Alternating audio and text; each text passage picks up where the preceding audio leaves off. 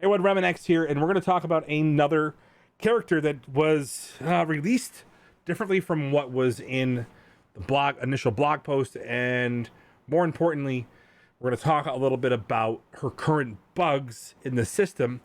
Spiders, or technically bugs, even though they're arachnids. Insect world is complicated, so more complicated than you think. Let's start with some basics here. We're going to talk a little bit about why Spiderweaver is important. She's an Apocalypse unlock requirement. Another one of the strike team members that are going to get you Apocalypse. It's all in or nothing on this character. So the initial blog had a discrepancy versus what we got released. Now it's minor because I don't think it was the intention, but it's definitely one of those things that we have to pay attention to, and one of the reasons why there's some massive frustration among members of the community.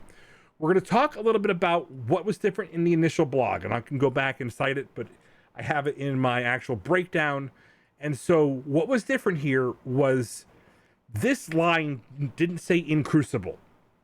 It said on turn, bury yourself for 15% of this character's max health. If that was the way it was live right now, I think we would have lost our collective minds. So one of three things happened. Okay? One of three things happened. One, the information that Archangel got initially when he published the blog was incorrect. So when he copied the kit into the blog, it was wrong.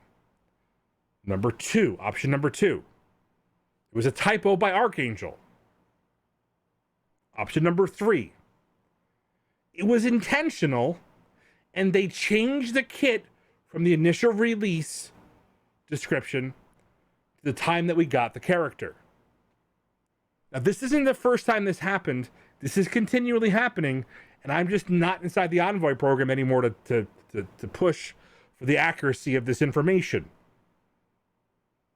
It's clear that I was affecting the bandwidth that was going on over there, so I just want to make sure you're aware of this change. But that's not even what's bugged about her, and that's not what's bugging me about Marvel Strike Force. Here's what's bugging me. Her passive says, while this character has charged, lower accuracy by 100% for all enemies. When an enemy misses, lose one charged. Don't stun her. If you stun her, her passive no longer sheds charges. More importantly, you will continue to miss. So the way that the passive is working is if she's stunned, the charges are retained, and you continue to miss. So it's a very, very specific scenario, as I'm recommending Unlimited on this team, depending on where you are in the meta. Unlimited is the Apex Crucible team, and the only character that can really stun her while she has these charges is Rogue. And guess what? Makes that Apex team a little bit less effective, right? Right, Marvel Strike Force. Fix it. Fix your game. But no, more importantly, guys, this is the type of thing, that scenario that you need to know about so you don't make this happen and don't suffer the consequences. But this isn't where it ends, guys. I did some testing because you know I like to do that. And I did things so you don't have to. And there's another thing here. This line, enemies killed by this character cannot revive, is a lie. It's a lie. It's all a lie. Because it has that initial Black Bolt bug where the ISO attack doesn't get that bonus. Here we go again. So they haven't learned from the previous mistakes on these things, where they actually have to address some of these bugs that continually happen when they have characters that have certain kits. So enemies killed by this character cannot revive. Darn straight, when you're using this on like a dorm team on war offense, and you're using that on Underweaver team that's pretty darn good. I mean, I'm glad I told you they were good. But the enemies killed by this character cannot revive. Underweaver's team, it's hard to justify bringing up the Underworld team. It really is. Now knowing what's coming up next patch, which we're going to break down later on another video coming up here. We're going to talk about priorities, what you should be farming, etc. You know, and so here's where we're at with this. Is this massively changing her? Potentially, this is going to change how we play her. But I want you to understand that Spiderweaver is not for us, guys. These characters that they've had in the game, this is going to be your gatekeeper for the next raid that comes out. You need to understand that Spiderweaver is literally going to bring on a new era of unavoidable attacks. Anywhere she's on a node, you're going to need to bring unavoidable attacks. So when you're looking through your teams, your raid teams, and you're going, what characters have unavoidable attacks? Oh, Magneto.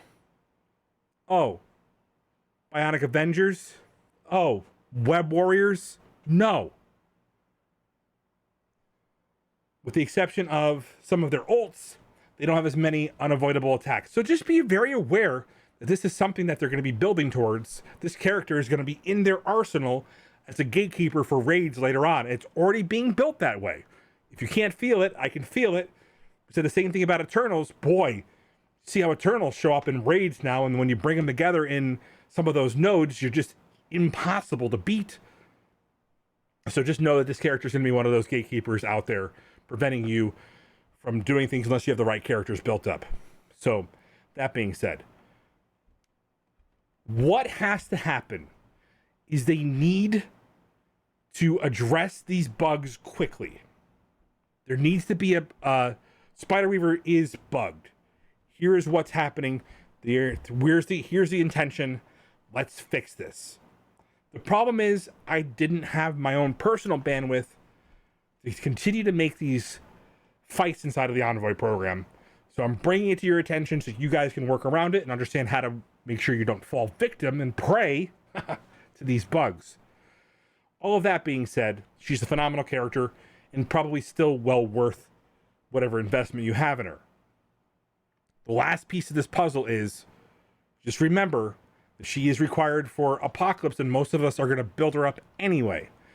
We had a different discussion. We're going to talk about that in a whole nother video about what characters are being, hard capped through the events and are just escaping a lot of players' hands when it comes to building for Apocalypse.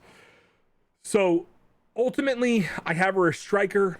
So the striker attack with the ISO may not be the best option because it just doesn't work. It doesn't trigger the passive.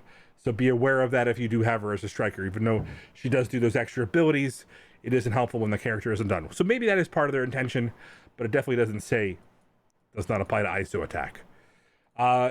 My recommendation for them has been, if there's a change from when they announce a character to when the offers go live, there should be a separate notice 24 hours in advance that references that in some way. It's important. We don't want to buy characters that have been changed from what they were initially released.